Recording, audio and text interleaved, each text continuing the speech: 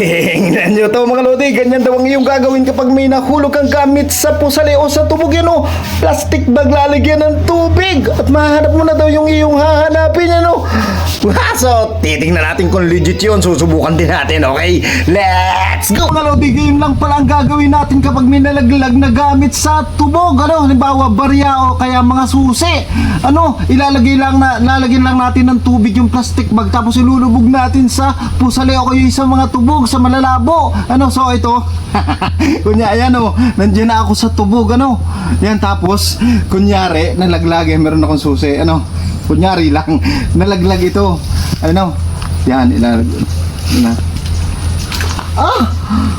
naku, nalaglag yung barya ko, at saka yung susi. Ano ba yan, teka, ayan.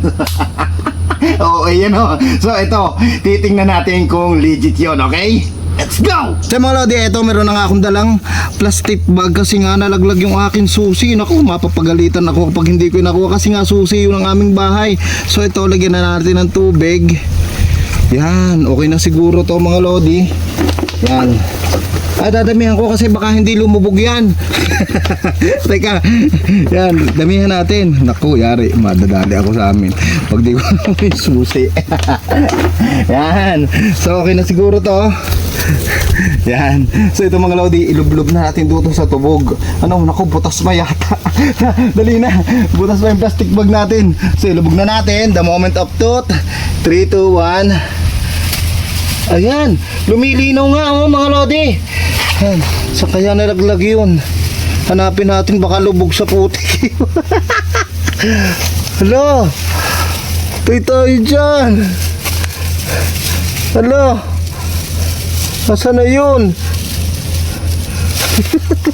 Dito. Hala, teka, tayo dyan.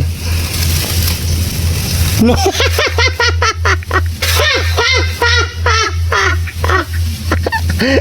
Hala, baka lumubog sa putik. Hala, teka, tanggalin natin to. Yan, tanggalin natin to. Hindi ko yun makukuha mga lodi. Yan, ganan. Saan bang parte yung nalaglag? Hindi natin alam. Hala, yun, ayun, nakita ko na mga lodi. Ari, ayan o. Ari, ay, hindi. Hindi pala. Teka. Ano ba yun? Teka mga lodi. Hindi ko makakita, malabo pa rin. Nagkaroon na ng tubog kasi nagkaroon ng butas. Lumabo na rin. Wala ko pa akong plastic mga lodi. Ibahin natin. Ano ba yan? Nabutas. Mga lodi, pinaltan ko yung ating isang plastic bag. Ano ito? Plastic labo na lang kasi mas malinaw ito, no? So mas madali itong mabutas kasi manipis. So ito na, the moment of truth ng mga lodi. Yan, mas malinaw siya. Kailangan lang hindi mabutas. Dito wala. Dito wala din. Ko, saan natin makukuha? Baka ilubog sa putik. Yan. Hala, siya. Di makita mga lodi. Hala, lubog sa putik yun. Oh, teka, lumabo na rin kung anong ilalim. Hala, saan natin makukuha yun mga lodi o wala? Oh, kita din yung mga dahon-dahon sa ilalim. Wala, kamay na natin. Kamay na natin. Hala, ako yun. Hala, wala yung susi ko.